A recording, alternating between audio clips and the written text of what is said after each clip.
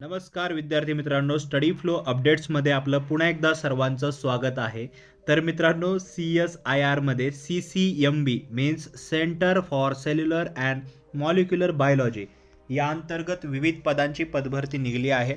पदे कोणती आहेत, शैक्षणिक पात्रता काय, कशा प्रकारे अप्लाय करू शकता हे आपण पाहणार आहोत. 2 ॲडव्हर्टाइजमेंट्स आहेत यांच्या, त्याच्यामुळे आपण दोन्ही PDFs पाहणार आहोत. तर व्हिडिओ एंडपर्यंत पहा. चॅनलवर नवीन असाल सबस्क्राईब नक्कीच करा. तसेच हे PDF मिळवण्यासाठी डिस्क्रिप्शनमध्ये व्हॉट्सॲप आणि टेलिग्रामची ग्रुप लिंक दिलेली आहे, ती जॉईन करायला विसरू नका. ॲज वेल ॲज फर्स्ट लिंक आहे तिथे क्लिक करून तुम्ही PDF पण डाउनलोड करू शकता आणि आर्टिकलसुद्धा रीड करू शकता.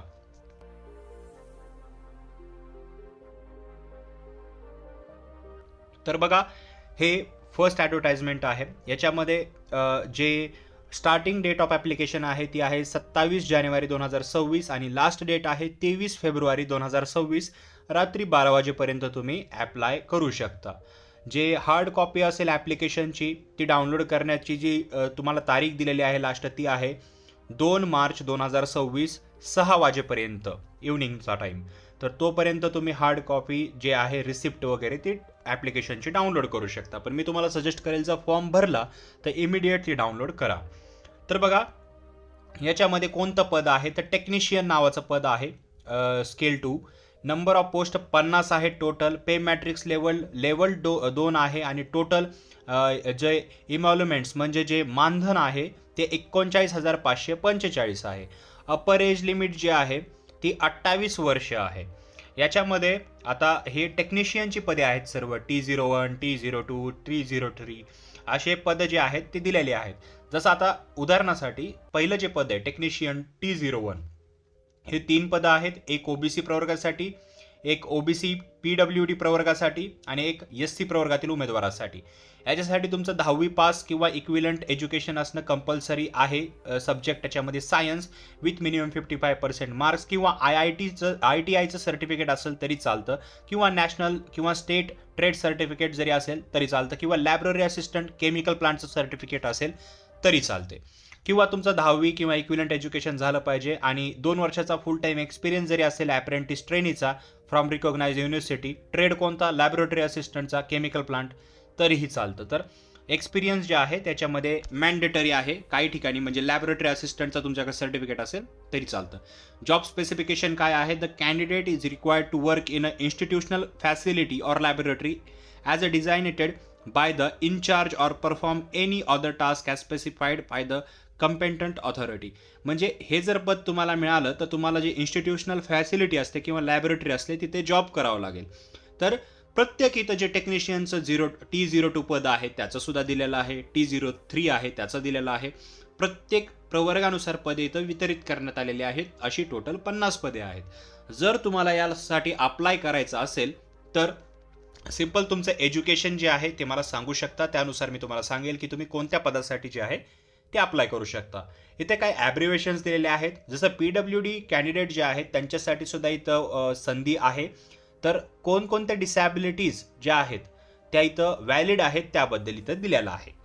आता काही जनरल इन्फॉर्मेशन दिलेले आहे, काही कंडिशन्स दिलेले आहेत, तुम्ही त्या वाचू शकता. अदर कंडिशन्स आहेत जसं की सिटिझन ऑफ इंडिया असलं पाहिजे, तुम्ही जे इसेन्शियल रिक्वायरमेंट्स आहेत ते कंप्लीट असलं पाहिजे, तुमचे जे एज क्रायटेरिया आहे तो फॉर्म भरायची जी डेट आहे तिथपर्यंत तुमचं 28 वय भरलं पाहिजे, म्हणजे जेही एज रिलॅक्सेशन असेल किंवा नसेल त्यानुसार तुमचं एज भरलं पाहिजे. तर अशा प्रकारे जे आहे इथे काही जनरल इन्स्ट्रक्शन्स दिलेले आहेत. बाकी तुम्ही जेही नोट्स वगैरे आहेत ते PDF स्वरूपामध्ये वाचू शकता. आता एज रिलॅक्सेशनबद्दल मी जे बोललो, ॲज पर गव्हर्नमेंट नॉर्म्स जे SC/ST प्रवर्गातील उमेदवार असतील त्यांना 5 वर्षाचे एज रिलॅक्सेशन आहे. OBC 3 वर्षाचं एज रिलॅक्सेशन आहे. PWBD EWS किंवा अनरिझर्व्ड असतील तर 10 वर्ष, OBC मधून असतील तर 13 वर्ष आणि SC/ST प्रवर्गातून असतील तर 15 वर्ष. एक्स सर्व्हिसमॅनला 3 वर्ष डिडक्ट केले जातील. तर अशा प्रकारचे प्रत्येकासाठी जे आहे इथे दिलेलं आहे एज रिलॅक्सेशन. मिनिमम एज तुमचं 18 पाहिजे हे लक्षात ठेवायचं आहे तुम्हाला. ॲप्लिकेशन हे जे ॲप्लिकेशन्स आहेत ते तुम्ही पूर्णपणे ऑनलाईन पद्धतीने भरू शकता. एज रिलॅक्सेशन वगैरे जर तुम्हाला क्लेम करायचं असेल तर त्यानुसार तुम्ही PWD जर उमेदवार असाल जर काय डिसॅबिलिटी असेल तर त्यानुसार तुम्हाला क्लेम करायचं आहे. ठीक आहे, आता फॉर्म भरला तर मोड ऑफ सिलेक्शन पाहूया. तर बघा, कॅन्डिडेट्स ॲज रिकमेंडेड किंवा shortlisted by duly constituted screening committee will be invited for trade test. एक ट्रेड टेस्ट घेतला जाईल. आता त्याच्यामध्ये स्टेज 1ची ट्रेड टेस्ट असणार आहे आणि स्टेज 2मध्ये कॉम्पिटिटिव्ह रिटन एक्झामिनेशन तुमची असणार आहे. आता ट्रेड टेस्ट कशी असणार आहे तर ती तुमचे जेही रिलेव्हंट सब्जेक्ट असतील किंवा कॉम्पिटिटिव्ह रिटन टेस्ट होणार आहे त्यावर इव्हॅल्युएट असणार आहे. आणि सेकंड जी स्टेज आहे कॉम्पिटिटिव्ह रिटन एक्झाम, त्याच्यामध्ये बघा मीडियम ऑफ क्वेश्चन्स, ते क्वेश्चन जे असतील ते इंग्लिश आणि हिंदीमध्ये येतील. जे इंग्लिश लँग्वेजचे क्वेश्चन असतील ते ऑब्व्हियसली इंग्लिशमध्येच येणार आहेत.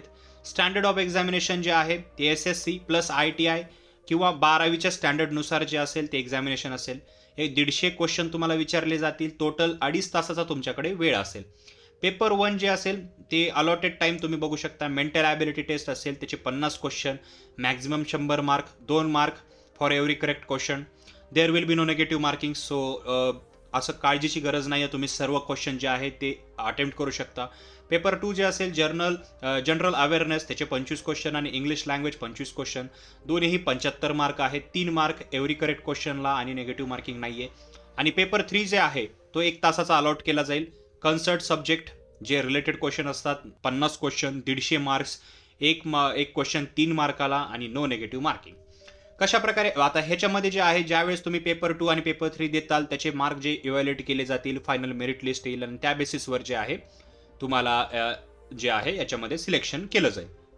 आता कशा प्रकारे अप्लाय करायचं आहे तर बघा, अप्लाय तुम्हाला ऑनलाईन पद्धतीने करायचं आहे. यांचे जे CSIR CCMB वेबसाईट आहे जी मी आर्टिकलमध्ये देईल फर्स्ट लिंकमध्ये, तर तिथे जाऊन तुम्ही जे आहे ॲप्लिकेशन करू शकता. तुमचे जेही इसेन्शियल क्वालिफिकेशन आहेत त्यानुसार तुम्ही अप्लाय करा डेट संपायच्या आधी. आणि तुमचे जेही इसेन्शियल क्वालिफिकेशन वगैरे असतील तर ते तुम्ही पूर्ण कराल.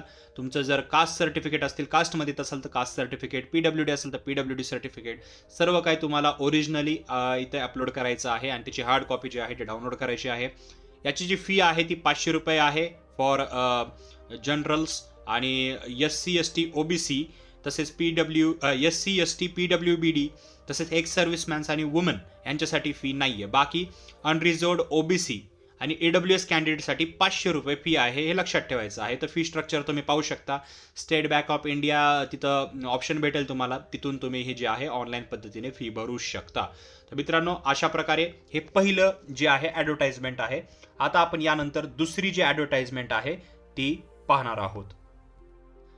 तर मित्रांनो, ॲज यू कॅन सी ही आहे आता ॲडव्हर्टाइजमेंट नंबर 2. याच्या सुद्धा जे ॲप्लिकेशन आहेत ते 27 तारखेला सुरू झालेले आहेत जानेवारीमध्ये आणि फेब्रुवारीच्या 23 तारखेपर्यंत तुम्ही याच्यासाठी अप्लाय करू शकता. आणि सेम लाईक अ PDF1 त्या टेक्निशियन पदासारखंच 2 मार्च 2026 पर्यंत तुम्ही हार्ड कॉपी जी असतील ॲप्लिकेशनची डाउनलोड करू शकता. याच्यामध्ये कोणते पदे आहेत, जसे तिथं टेक्निशियन आहेत तसे इथं टेक्निकल असिस्टंट आणि टेक्निकल ऑफिसर हे पदे आहेत.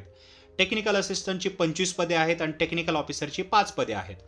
याचं जे पे मॅट्रिक्स आहे ते बघू शकता. जे टेक्निकल असिस्टंट आहे ते लेवल 6 आहे आणि टेक्निकल ऑफिसर लेवल 7 आहे. टोटल जे मानधन असणार आहे ते टेक्निकल असिस्टंटचं 72,240 रुपये आणि टेक्निकल ऑफिसरचं 90,100 रुपये.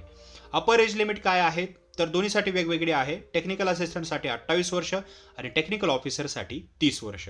तर हे पदं जे आहेत ते भरली जाणार आहेत. आता ज्या प्रकारे पदे आहेत, ज्या प्रकारेचं मानधन आहे त्या प्रकारे क्वालिफिकेशन सुद्धा तुम्हाला कंप्लीट करावं लागणार आहे. तर इथे पाहू शकता तुम्ही पदे दिलेले आहेत. Technical assistant TA01, TA02, TA03 अशाच प्रकारे टेक्निकल ऑफिसरचं T0101 अशा प्रकारचे पदे दिलेले आहेत. फॉर एक्झाम्पल पहिलं पद पाहूया आपण. 11 पोस्ट आहेत.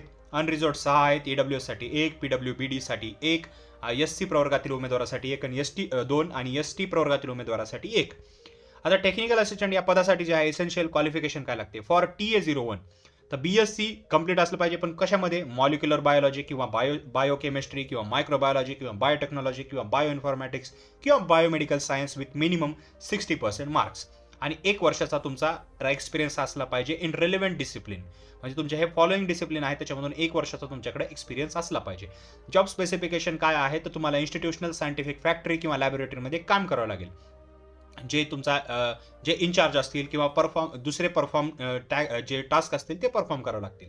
अशा प्रकारे प्रत्येक ठिकाणी म्हणजे टेक्निकल असिस्टंट TA02 याचं सुद्धा वेगळं जे आहे क्वालिफिकेशन आहे. टेक्निकल असिस्टंट TA03 तसंच याच्यामध्ये खाली टेक्निकल ऑफिसर पाहिलं तर याच्यामध्ये MSc झालं पाहिजे. म्हणजे पहिलं आहे डिग्रीची रिक्वायरमेंट पहिल्या पदासाठी आणि दुसऱ्या पदासाठी आहे पोस्ट ग्रॅज्युएशनची रिक्वायरमेंट.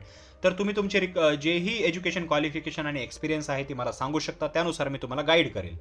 आता याच्यात ॲब्रिव्हेशन्स आहेत, काही जनरल इन्स्ट्रक्शन्स आहेत ते तुम्ही वाचू शकता. बाकी काय आहे, सिटिझन ऑफ इंडिया असला पाहिजे तुम्ही, तुमच्याकडे एक्सपिरियन्स जो मागितला आहे तो असला पाहिजे, तुम्ही जे एज्युकेशन क्वालिफिकेशन आहे किंवा इक्विलंट एज्युकेशन क्वालिफिकेशन आहे ते पूर्ण करणे गरजेचे आहे.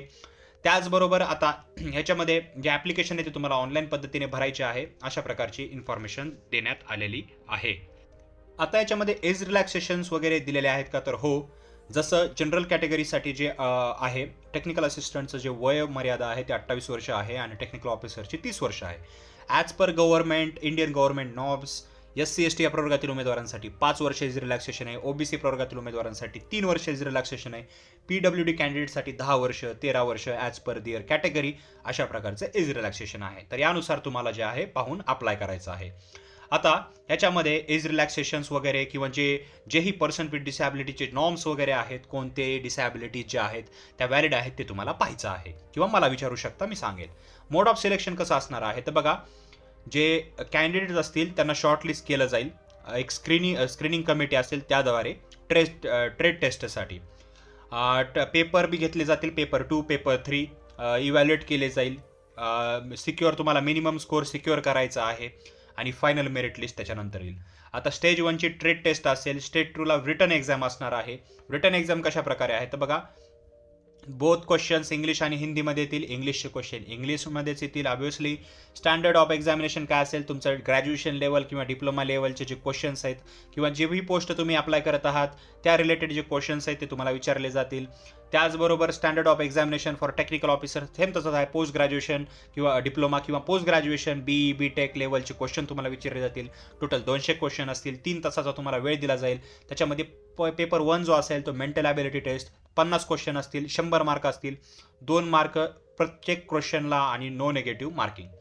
त्याचबरोबर पेपर 2 जो आहे त्याच्यात जनरल अवेअरनेस आणि इंग्लिश लँग्वेजचे 25 question, 75 maximum marks, 3 mark each क्वेश्चनला आणि 1 negative mark for every wrong answer.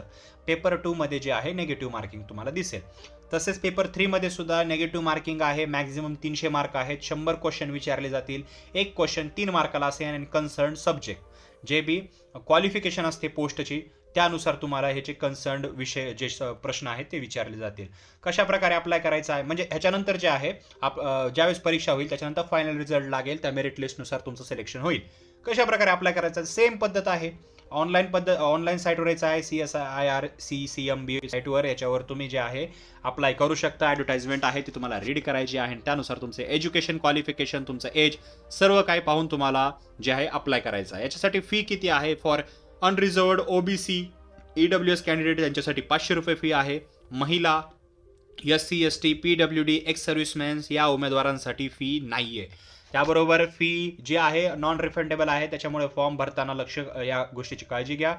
Form online पद्धतीने भरा आणि याच्याबद्दल जसे मला फ्युचरच्या अपडेट्स वगैरे येतील याच्या परीक्षांबद्दल वगैरे तर ते तुम्हाला सांगितलं जाईल. त्यासाठी आत्ताच चॅनलला सबस्क्राईब करून ऑल नोटिफिकेशनवर क्लिक करा आणि व्हिडिओ जो आहे तो इतरांबरोबर शेअर करायला विसरू नका. मी मिळतो तुम्हाला पुढच्या व्हिडिओमध्ये. तोपर्यंत थँक्स फॉर वॉचिंग.